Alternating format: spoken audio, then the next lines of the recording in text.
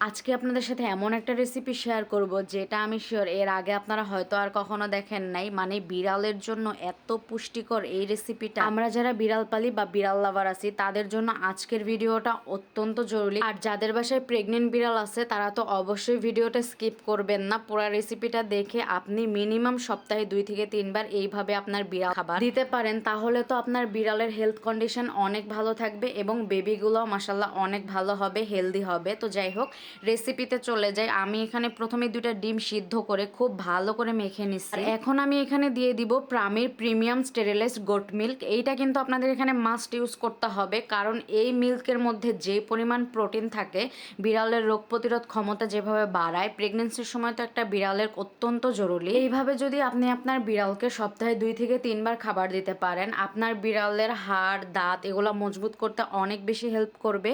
কারণ এই ছাগলের দুধ কিন্তু বিড়ালের শরীরের জন্য অত্যন্ত উপকারী, গরুর দুধের থেকেও অনেক বেশি দরকারি কিন্তু ছাগলের দুধ, এবং হজমে অনেক ভালো সাহায্য করে। আর প্রেগনেন্সির সময় তো বিড়ালের এমনিতে হজমের একটু প্রবলেম হয়, খেতে চায় না ওরা, বমিটিং হয় সব সময়। তো সেই সময় যদি আপনারা এরকম একটা রেসিপি দেন, আপনার বিড়াল কিন্তু অনেক পছন্দ করে খাবে এবং বদহজমের তো কোনো চিন্তাই নাই। মানে আমার বিড়ালকে আমি মাঝে মধ্যে এইভাবে খাবার দিয়ে থাকি। আর আমার বিড়ালের হেলথ কন্ডিশন মাশাল্লাহ অনেক ভালো। আমার বিড়াল দেখেই আশা করি আপনারা সেটা বুঝতে পারতেছেন।